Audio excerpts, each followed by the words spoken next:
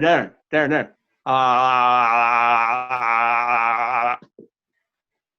Gross. Seriously, that's gross. Space goes downtown, baby, downtown, a roller coaster, sweet, sweet baby, sweet, sweet, don't let me go. Shimmy, shimmy, cocoa pop, shimmy, shimmy, rock, shimmy, shimmy, cocoa pop, shimmy, shimmy, rock. I met a girlfriend, Trisket. She said, Trisket, a biscuit, ice cream, soda pop, vanilla on top. Woo, Shalita, walking down the street 10 times a week. I met it, I said it, I saw mama's credit. I'm cool, I'm hot. Suck you in the stomach 3 more times. Johnny, you look terrible. I know. Well, can you guess which episode we're doing today? Are we doing Big? No. Oh, yeah, it's Big.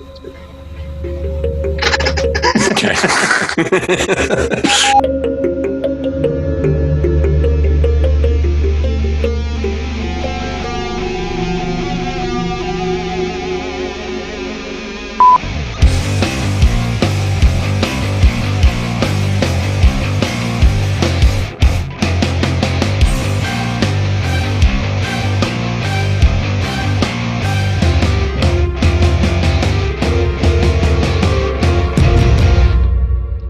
Welcome back to NostalgiaCast. I am Jonny Craddock. And I'm Darin Lundberg.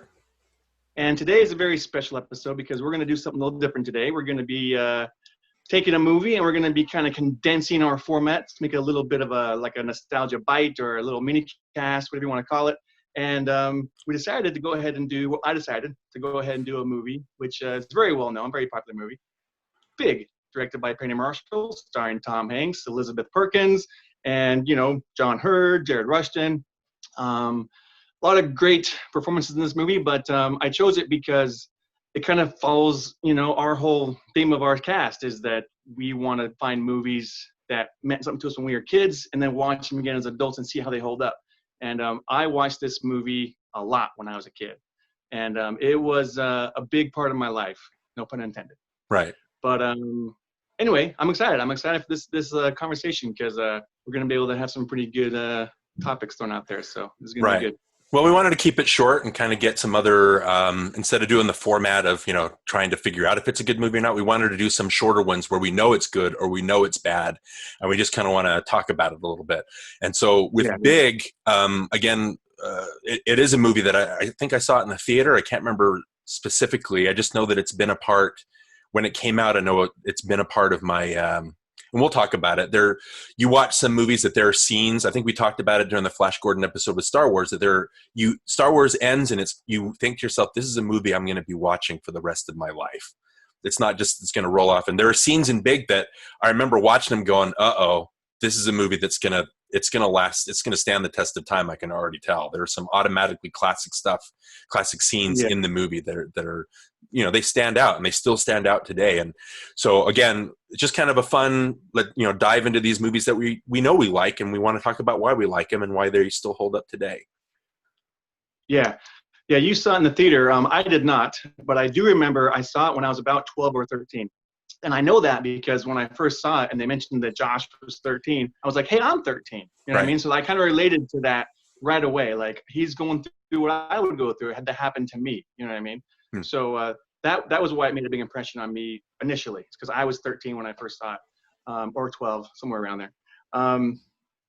But I liked it. I liked it right away. Now the things I want to talk. Well, hold on. Let's go more into history about it. So, what was your history with the movie first? Okay. How did you first experience this movie? Well, like I said, I think I saw it in the theater, but the thing that's interesting about Big is it's the 4th movie in the course of 2 years that covered this same topic. Do you remember that? Yeah, I was going to mention that. There was Vice Versa, right. And there was 18 again. They both came out in 1988, along with Big. Like Father, Like Son came out in 1987, which was the year before. And I kind of wanted to point this out, too. These body-changing movies, they all have really good performances in them. And you almost have to have that. You have to have this believable performance from the person who's doing the body switching, because if not, it just falls flat. Right. But Big is one of the ones that just has an exceptional performance, obviously, by Tom Hanks.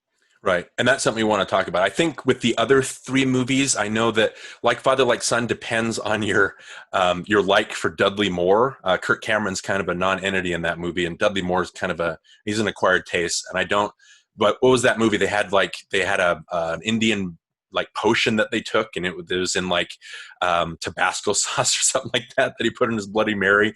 And then Roger Ebert points out this movie is so stupid because if they want to solve the problem, they just have to have Kirk Cameron drink the Bloody Mary and then look at each other, and the whole movie would be over, right? Just to solve it. I still think Dudley Moore does a good job of acting the teenager. You know what I mean? I thought that was really well done. Right. And then that's something that we'll obviously talk. The reason Big stands out, we'll get to that. Dudley Moore plays a kid, but it's not a very nuanced performance. It's just trying to go for the broad comedy. The 18, again, that one depended on your love for George Burns. And then it's weird because he's in the beginning and then he disappears because when they switch bodies, he's in a coma. And then Charlie Schlatter, I can't remember his name, but anyway, he does like a George Burns impression for like the whole movie until the end. So George Burns isn't even really a part of it until like the end. And then vice versa, so those first two were probably, and I agree with you, like it depends on the actors like doing an impression and you know, something different. But movie wise, I think those first two are kind of terrible.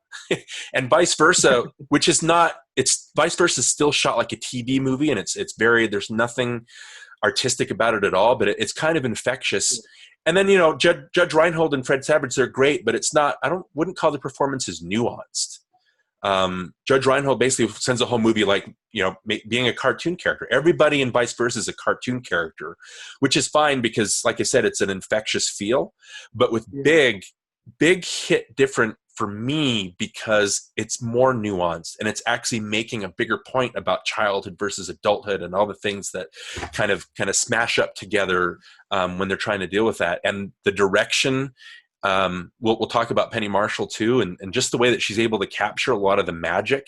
I just think that film-wise and cinematic-wise, Big is the standout out of all four, even though the other three have their merits. But what was your experience with Big, as other than watching it your whole life? That's what I was going to talk about, which I touched on earlier, was just that I related right away because I was that age. I was that same age group, and I was going through some of the same things, you know. So, and my son, we watched it together, and he's 13 now, and so he watched it the first time when he was 13, and he was one that mentioned, hey, this is kind of a dark movie. There's some dark, you know, adult grown-up themes going on here, which I was like, oh yeah, you're right. You know, this character is thrown into this world in this, like, you know, violent city where he's all by himself. He's all alone. He doesn't know what's happening to him. He has to, you know, make these grown-up decisions and do these grown-up things with other grown-ups, and he doesn't know how to be a grown-up. You know what I mean? So I don't know. It's just very, very dark thematically, I think. Okay. All right. And the thing is, when I was a kid, I didn't really notice that. I didn't notice the darkness of it. All I noticed was that this kid gets to play with toys whenever he wants. He gets paid for playing with toys. He gets to jump on his own trampoline in his house. You know, that kind of stuff was like, that's what I related to. That's what I wanted as a kid, just to have fun all the time. Right. And but what's been interesting for me watching this movie again is how much more I relate to it now as an adult. Like I like it so much more now than I did back then. I mean, I liked it back then. I thought it was fun. I thought, you know, the performances were great. I thought a lot of good things about this movie, and I never really had anything negative to say about it. And then I watched it again just, you know, last weekend for this podcast, and everything was hitting home. And I was like, wow, like this is, I mean, it was really good. And I was like relating to all the grown-up side of things more. And I was like, I got emotional at the end, like everything, you know what I mean? It was just more, it just hit me more now as an adult. Okay. And then, when you're watching it as a kid, like you were 10 or 12 or something like that, we're just kind of caught up in that world, the magical realism of it, which is one thing that the movie does really well. Is we've talked in movies before about how it dives right into the fantasy and we're expected to pick up on it.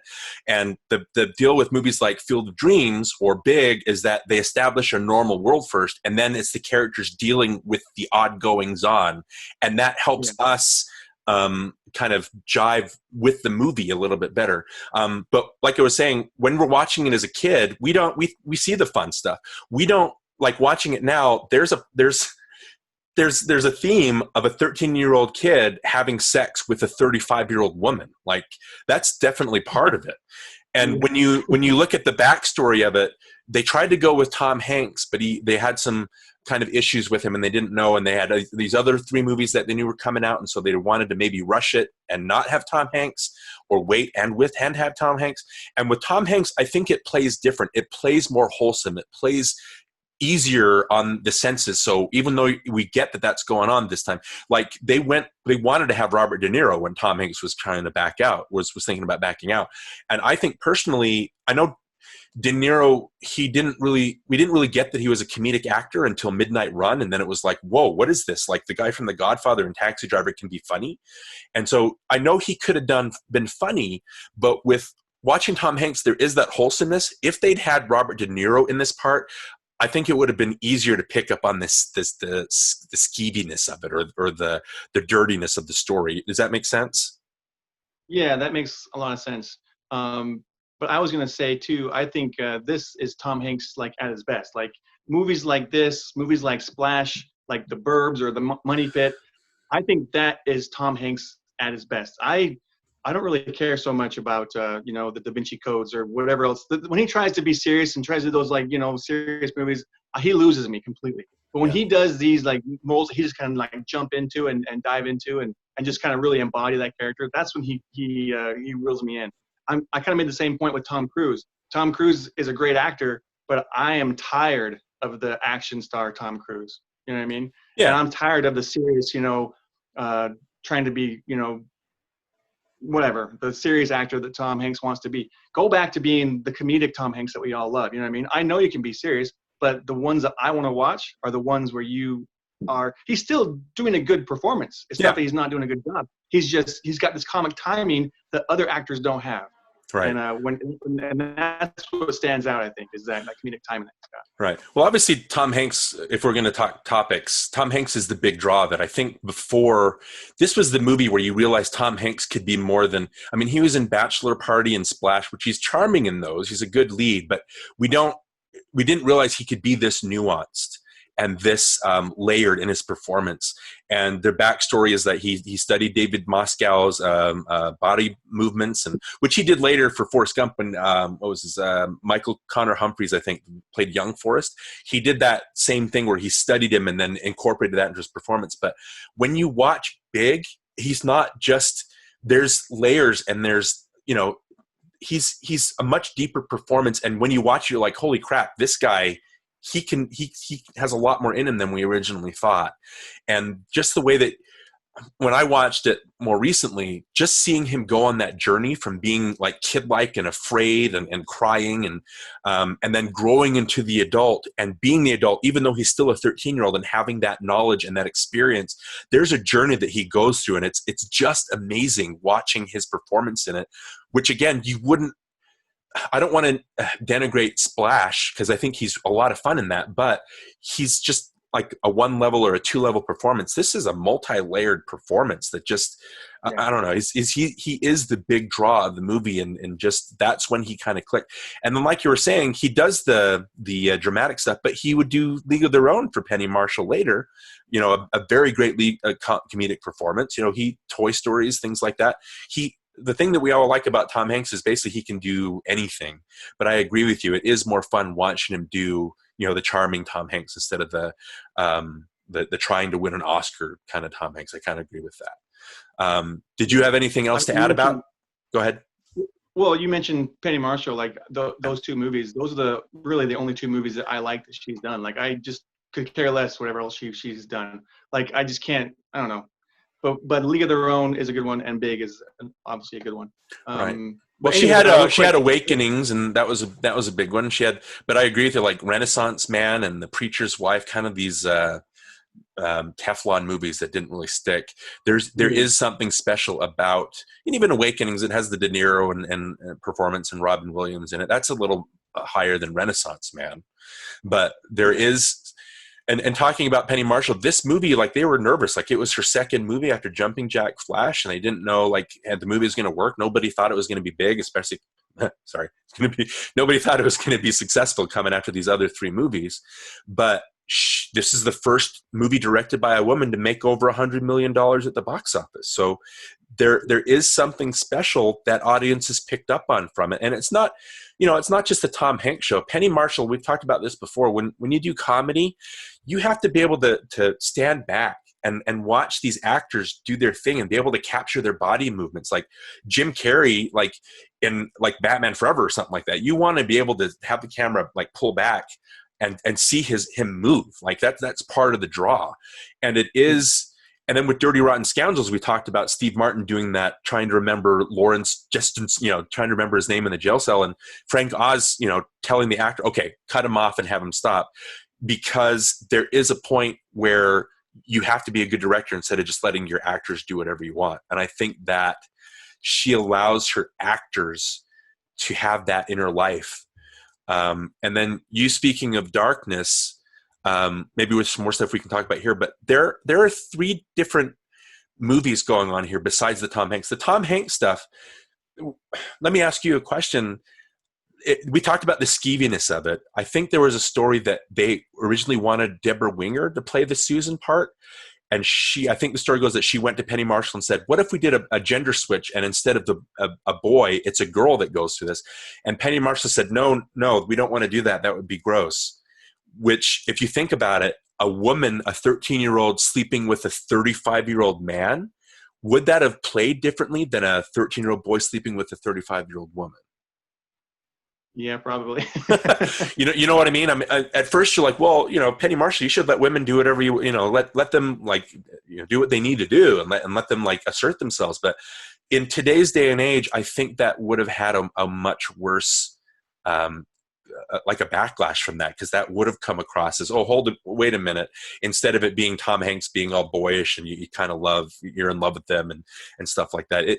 So there is that darkness in that way, but also the storyline with Susan, she's kind of sleeping her way to the top, right? I mean, it's a cutthroat world, and she's trying to.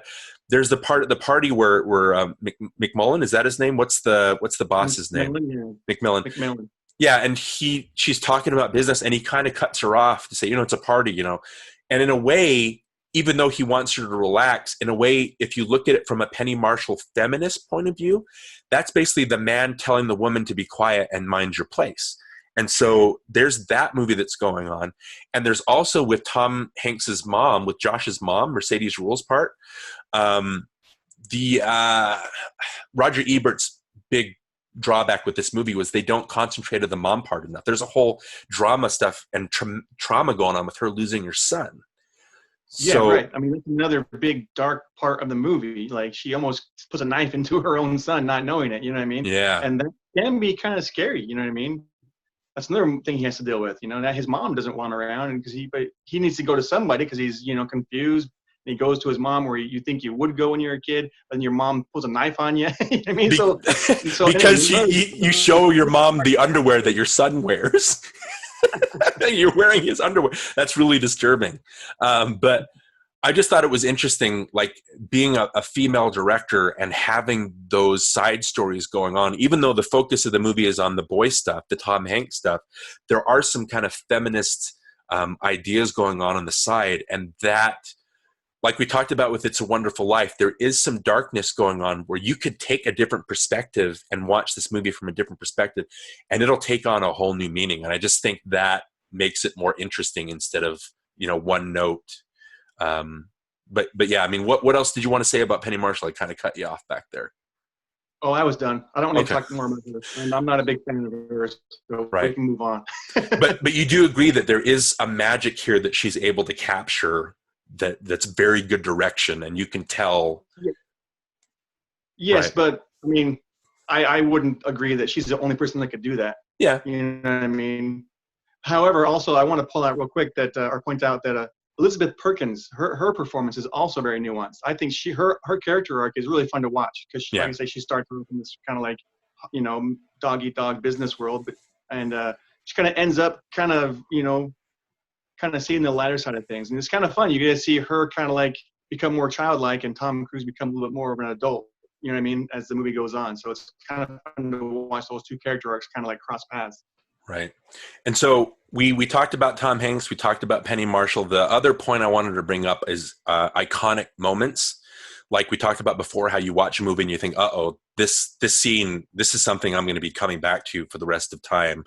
And even as a 10-year-old or a 12-year-old, the FAO Schwartz part, when because obviously you're a kid and you want to be in that store. FAO Schwartz, being in that store is a different world, even though it's not, I believe it's not there anymore. It's been a while since I've been in New York, but just being in that store was magical because I want to be there and see all those toys. But then it comes to the piano part. You know how he runs into, I'm going to say his name, McMillan? How do you say Loja's name? Robert Loja's name? McMillan. McMillan. Yeah, McMillan.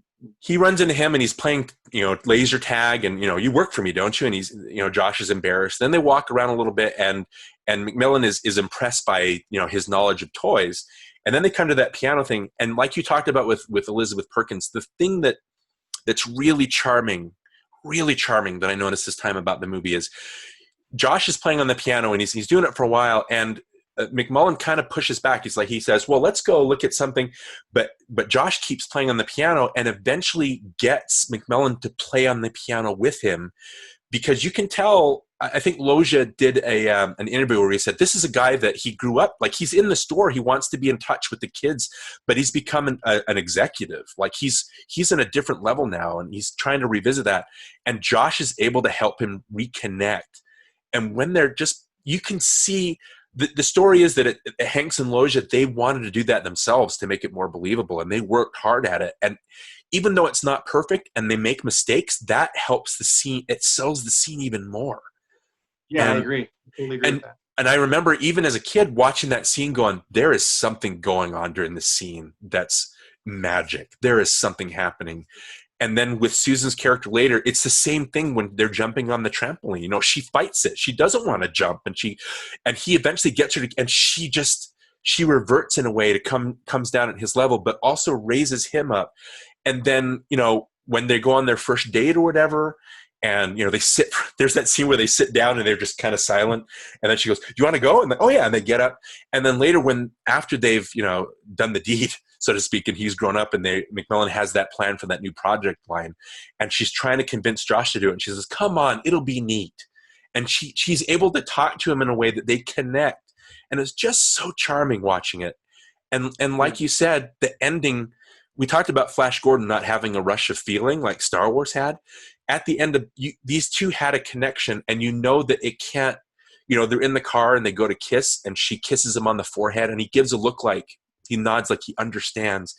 And then when he walks up and he reverts and the Howard Shore's music swells and you get that rush of feeling that these two can be great together, but it's not the right time.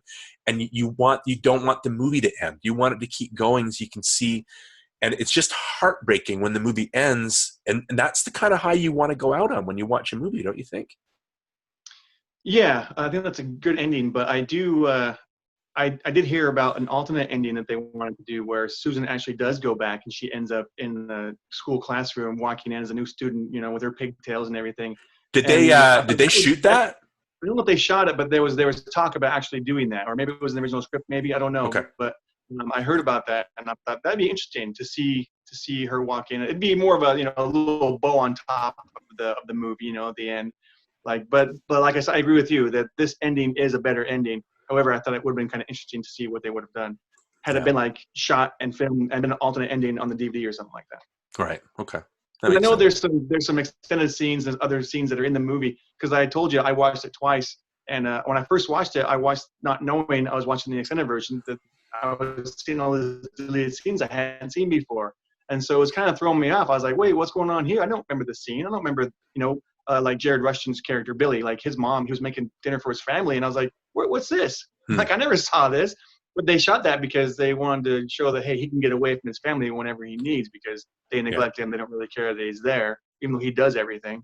But I thought that actually works. I thought that should have been in the movie, because that really ties in. Why can Billy go to New York City whenever he wants? Why can he get away from his family? You know what I mean? Why aren't they looking for him too? You know what I mean? He's gone quite a bit. Yeah, I mean, you know why they cut it. Obviously, you want to focus on Hanks's character, on Josh, and so that's when you want to kill your darlings in a way. I know this is something that we talk about a lot too. When you see scenes that are, that's great, that should have been in there. But I think, and I agree that that is a very nuanced kind of addition to let you know why he's doing that. But I can see why they cut it. You know, you want to focus on, you don't want to have too much focus away from Josh's and as his arc and Yeah, what the he's scene doing. was only like 2 minutes. Didn't really save much time. It was like wasn't a very long scene. I think it could have been in there without really affecting the story too much. But I see Right. your point too. I understand that too. Okay. Is there anything else that we didn't go over that you want to go over? Or? No, I think we went over the charm. We went over Hanks's, that's obviously the big draw. And like we said, there are layers to this movie. And that's why I think it hits a lot harder than those other 3 movies that are kind of going for the broad comedy and like the hijinks. And I want to give a shout out to Gary Ross and Spielberg, who wrote the screenplay. I listened to their commentary about how they brainstormed the script, and it's just a very organic process that they went through. But listening to them talk about their screenplay, all the comedy comes out of the character relationships and the situation, and that's what makes it work. Like Father Like Son and 18 Again, and even vice versa, which, like I said, it's infectious and it's charming. It's very broad comedy, and there isn't really a bigger theme that they're going for, which, other than Tom Hanks and Penny Marshall's direction, that's what makes Big stand out for me, and that's why it still works. When vice versa, even it's still like a time capsule movie. Oh, this is obviously an 80s movie, and it's fine. Yeah. But it's not a lasting experience like Big is. Yeah. So yeah, you've used the word charming quite a bit, and it's funny you say that because I actually wrote that when I was taking notes. That it was funny, it was dark and charming. Yeah. So that's what I wrote as my adjective was charming. So it's funny you keep saying that word. But I want to point out real quick too. I understand, the character wanting to be big, because when I was 5, I wanted to be 10. When I was 10, I wanted to be 16. When I was 16, I wanted to be 21. And now that I'm 42, I want to be 18 again. Yeah. You know what I mean? So it's like I totally get that. But so anyway, so I think that was the draw when I was a kid, is because I was going through it. I could relate with them, but as an adult, I can fully appreciate it, because I get all the adult jokes, whatever you want to say, that are in there for the adults. And so I think for me, this definitely stands the test of time. I think it's worth remembering. Yeah, and I agree with you. I mean, again, with these nostalgia bites, or whatever we'll end up calling them, nostalgia bits, nostalgia, mini cast, whatever. The whole point of what we want to do for this is just take a movie that we want to talk about and not argue about the finer points. Just a movie that we all know is good, and we want to talk about why they're good and why they're worth revisiting and why we should still revisit these. So I think this will be a fun experience doing more of these. I wish I were big. All right, well, that was our discussion on Big, our first attempt at a mini cast or nostalgia bite. But since I chose that episode, Darin, and we'll probably go back to our regular format, but what are we going to do next time?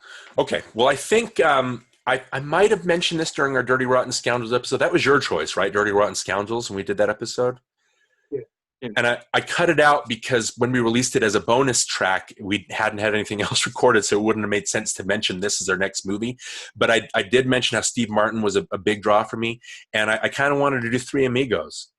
Okay. Chevy Chase, Martin Short. That's a movie that I remember laughing at in the theater and having a great time watching, but I haven't seen it. You just say the word Three Amigos and I start laughing. Right. So let's, obviously the funny parts, I think they're still going to stand up, but like Big, what if there are some nuances that we don't realize were in there, and if it's a deeper movie, or if it's just fun to hear Steve Martin talk about the El Guapo, the actual El Guapo versus the El Guapo that's in our hearts, or the whatever it's great stuff. But yeah, let's do Three Amigos next time. Let's we've done this nostalgia bite. Let's go back into our regular format and see what we come out of that. All right, sounds good. Well, for NostalgiaCast, I am Jonny Craddock. And I'm Darin Lundberg. And we'll see you next time.